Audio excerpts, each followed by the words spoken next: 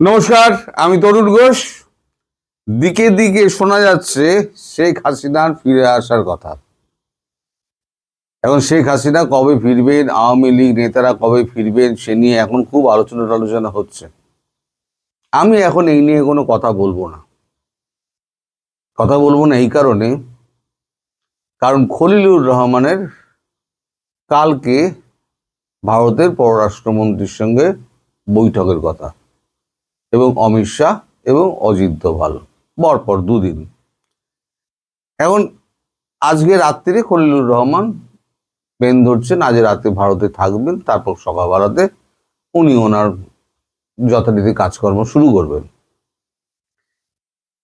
এখন খলিলুর রহমান, তাকে যেটা বলা হয়েছে যে আপনি প্রথম দুটো পয়েন্ট, 10টা পয়েন্টের প্রথম দুটো পয়েন্ট আপনি বাদ দিয়ে 3 নম্বর পয়েন্ট যেটা, সেটা নিয়ে আপনি আলোচনার জন্য আমাদের অবগত করার জন্য আনছে। সেটা হচ্ছে চীনের সঙ্গে এবং পাকিস্তানের সঙ্গে আপনারা যে দূরত্ব বাড়ানোর যে প্রক্রিয়া, সেইটা সম্পর্কে আপনারা জানাচ্ছেন। কিন্তু 1 নম্বর পয়েন্টে যেটা আছে সেটা হচ্ছে শেখ হাসিনার বিরুদ্ধে সমস্ত মামলা তুলে নিতে হবে। আইসিটি দিয়ে মামলা করা হয়েছে।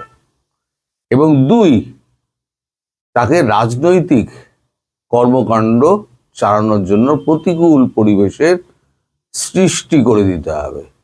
এই দুটো জিনিস আগে আপনাকে লিখিতভাবে সরকারের পক্ষ থেকে নিয়ে আসতে হবে অ্যাজ আপনার ফরেন মিনিস্টার। আপনি তো পররাষ্ট্রমন্ত্রী, তার মানে ফরেন মিনিস্টার। আপনি যখন এখন বিএনপির ফরেন মিনিস্টার, তাহলে ফরেন মিনিস্টারের দায়িত্ব হচ্ছে এইগুলোকে সরকার টু সরকার জানানো। অতএব এই দায়িত্বটা আপনার ওপরেই পড়েছে। এবার কালকে খলিলুর রহমান বৈঠকের পর, কাল পরশু বৈঠকের পর কি দস্তাবেজ উনি দেন এবং কি আলোচনার হয়, তারপরে আমি শেখ হাসিনার প্রত্যাবর্তন, আওয়ামী লীগ নেতাদের প্রত্যাবর্তন নিয়ে তখন কথা বলবো। তার আগে কথা বলবো না, আমি ঠিক করে নিয়েছি। কারণ সলিড তথ্য যদি আমার কাছে না থাকে, তাহলে পরে আমি কাগজ দেখে বলি, তাতেই আমায় দেখে দেয় গুজববাজ বলে। কাগজ ছাড়া বললে পরে তো আরো মুশকিল। এখন দুটো খবর আপনাদের আগাম দিয়ে রেখে দিই, পরে বিস্তারিত বলবো। সেটা হচ্ছে, এক হচ্ছে যে মায়ানমার সরকার, তারা কনগ্রাচুলেট করেছে খলিলুর রহমানকে, তারেক রহমানকে না। আবার আরাকান আর্মি পৃথকভাবে কনগ্রাচুলেট করেছে খলিলুর রহমানকে। এর পেছনে রহস্য কি, কেন করলো, সেটা আমি পরের ভিডিওতে বলবো, কারণ এই ভিডিওতে তাহলে অনেক লম্বা হয়ে যাবে। এখানে অনেকগুলো প্রসঙ্গ আছে। দ্বিতীয় হচ্ছে, এই যত পুলিশ মারা হয়েছে না, যেটা নিয়ে এত কথাবার্তা হচ্ছে, 27 জন সমন্বয়কের বিরুদ্ধে মামলার প্রস্তুতি নিচ্ছে তারেক জিয়ার সরকার, তারেক রহমানের সরকার বলা যায়। এখন সেই মামলার গতি প্রকৃতি, কারা কারা আছেন সেখানে, বলেছিলেন ল্যাজমোটার সমন্বয়ক সব, তারা কেউ পার পাবে না। পরবর্তী যে সরকারি এসে বসুক, সে হাসিনা সরকারি বসুক বা অন্য যে কোনো সরকার এসে বসুক, ভারতবর্ষ ছাড়বে না, এদের কাউকে ছাড়বে না, কারোর রেহাই নেই। আমি কিন্তু বরাবর বলে গেছি। তখন আপনারা নানান কথা লিখেছেন, আমি আজকাল আপনাদের কথা কানে দিই না।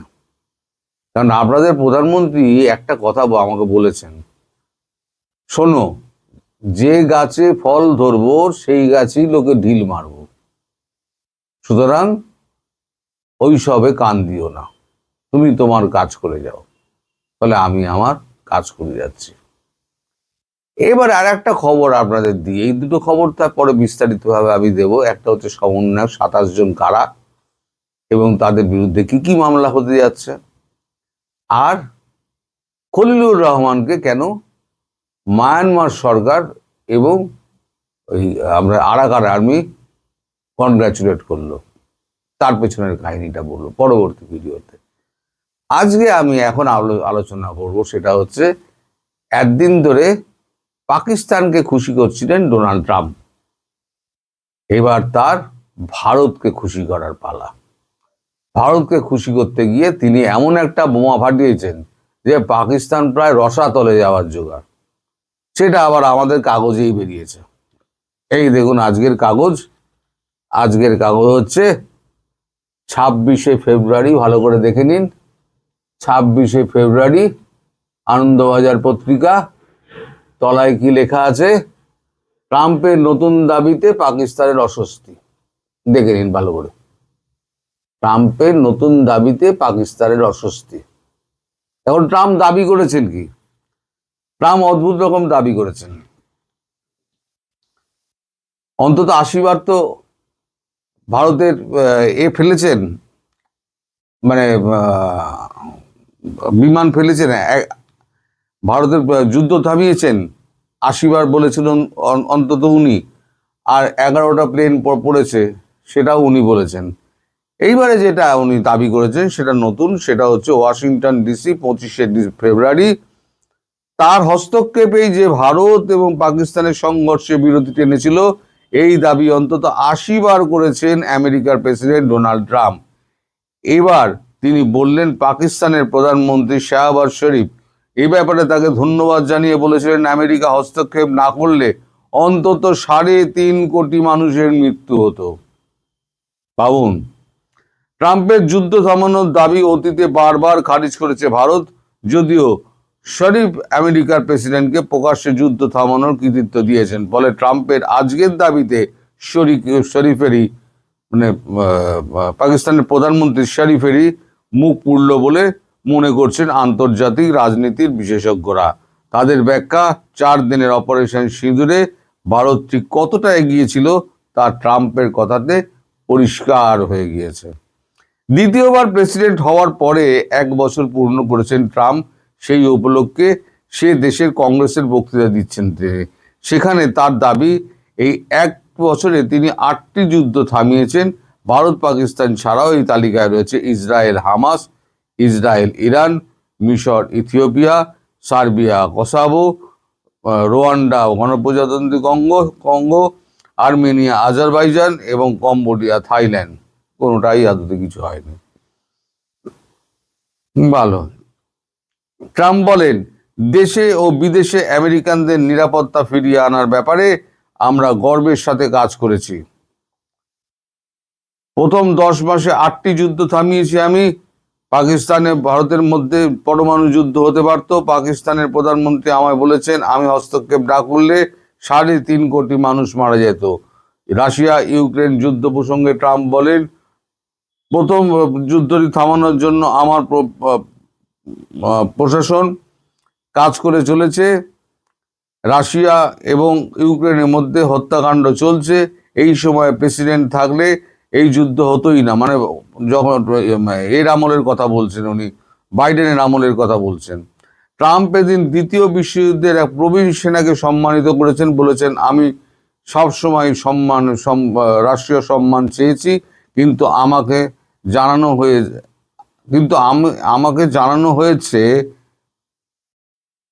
আমি নিজেকে তা জানাতে পারিনি। এখানটা কি লিখেছে আমি বুঝতে পারছি না, এখানটা লেখাটা ভুল হয়েছে। কিন্তু আমাকে জানানো হয়েছি আমি নিজেকে তা দিতে পারি না। মানে কি বলতে চেয়েছে কাগজ আমি ধরতে পারছি না। গত 10 মে অপারেশন সিঁদুরে 4 দিনের মাথায় সমাজ মাধ্যমে ট্রাম্প ঘোষণা করেছিলেন, ভারত এবং পাকিস্তান সংঘর্ষ বিরতিতে সম্মত হয়েছে আমেরিকার মধ্যস্থতায়। তিনি আরও দাবি করেন, 2 দেশের উপরে 200% আমদানির শুল্ক চাপানোর হুঁশিয়ারি দিয়েছিলেন তিনি, তাতেই যুদ্ধ থামে। ভারত অবশ্য এই দাবি অস্বীকার করে এসছে। দাবি করেছে 2 দেশের ডিরেক্টর জেনারেল, মানে এটা বন্ধ করেছে 2 দেশের director general of military operation. তারা সরাসরি কথাবার্তা বলে যা দেখানো হয়েছে টিভিতে, সেই অনুযায়ী যুদ্ধ থামানো হয়েছে। এটা হচ্ছে ভারতের বরাবরের যেটা বক্তব্য, সেই বক্তব্য এখানে তুলে ধরা হয়েছে। এই যে নতুন করে উনি দাবি করলেন 3.5 কোটি মানুষ মারা যেত, তাতেও কিন্তু ভারতবর্ষ কোনো রকম প্রতিক্রিয়া জানায়নি। ট্রাম্পের কোনো কথাতেই আজকাল কোনো প্রতিক্রিয়া জানানো হয় না, এটা একদম সঠিক। ট্রাম্প যা বলেন তার উল্টো তিনি করেন, আর যা করেন সেটা উনি বলেন না।